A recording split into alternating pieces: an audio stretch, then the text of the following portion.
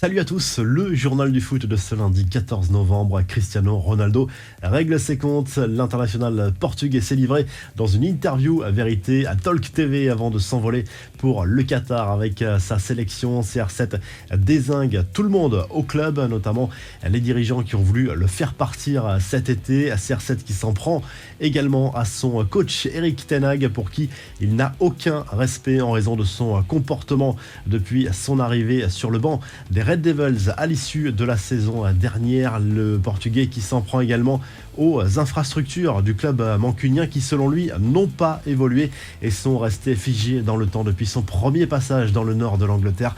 En tout cas, le vestiaire de Manchester United a visiblement très mal vécu cette sortie médiatique. On voit mal comment Cristiano Ronaldo pourrait rejouer avec Manchester United après le mondial au Qatar. La surprise de ce lundi vient de l'annonce de la convocation d'un 26e joueur pour le mondial au Qatar en équipe de France. Il s'agit de Marcus Thuram.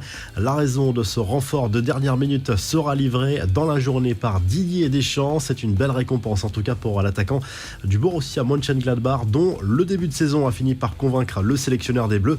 La grande interrogation, c'est pourquoi ce choix de dernière minute pour un attaquant? Le staff de l'équipe de France a-t-il des doutes sur Karim Benzema ou un autre joueur? Affaire à suivre. Les infos en bref, beaucoup de bruit pour pas grand chose, comme souvent lorsque Kylian Mbappé est concerné. Tout commence dimanche lors du match PSG-Auxerre avec cette séquence dans laquelle on voit le buteur du PSG se tenir les parties intimes en regardant Caïs Ruiz-Athil, ex-joueur du PSG aujourd'hui à Auxerre. Cela a alimenté beaucoup de rumeurs, notamment sur le fait que l'Auxerrois aurait vanné Mbappé pour son pénalty manqué contre la Suisse.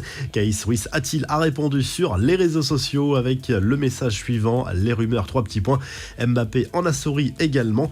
Karim Benzema attend toujours certains messages de félicitations pour son ballon d'or reçu mi-octobre, notamment celui de Cristiano Ronaldo, son ex-coéquipier au Real Madrid. L'attaquant du club merengue a reconnu que le Portugais ne l'avait pas encore félicité pour cette récompense individuelle, sans polémiquer pour autant. Non, je ne l'ai pas encore reçu, mais tranquille, a lâché Benzema lors d'un entretien pour Téléfoot. Enfin, une petite info mercato avec la prolongation de contrat de Jean-Claire Todibo avec l'OGC Nice. L'ex-joueur du Barça a rempilé jusqu'en 2027 avec les Aiglons.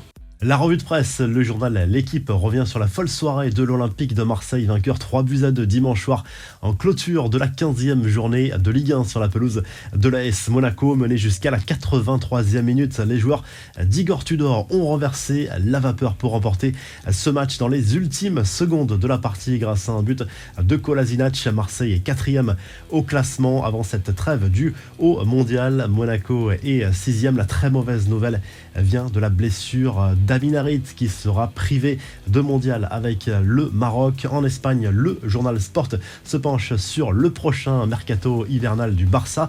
Le club blaugrana va chercher à se renforcer au mois de janvier avec l'arrivée notamment d'un latéral droit, et parmi les pistes étudiées on retrouve celle du français Benjamin Pavard. Memphis Depay, lui, veut absolument quitter le FC Barcelone après la Coupe du Monde. Et en Italie, la Gazette dello Sport se penche sur la course au titre en Italie, et même si le Napoli a fait une première partie de saison exceptionnelle, l'Inter, la Juve et l'AC Milan n'ont peut-être pas dit leur dernier mot selon le quotidien sportif. Si le journal du foot vous a plu, n'hésitez pas à liker, à vous abonner pour nous retrouver très vite pour un nouveau journal du foot.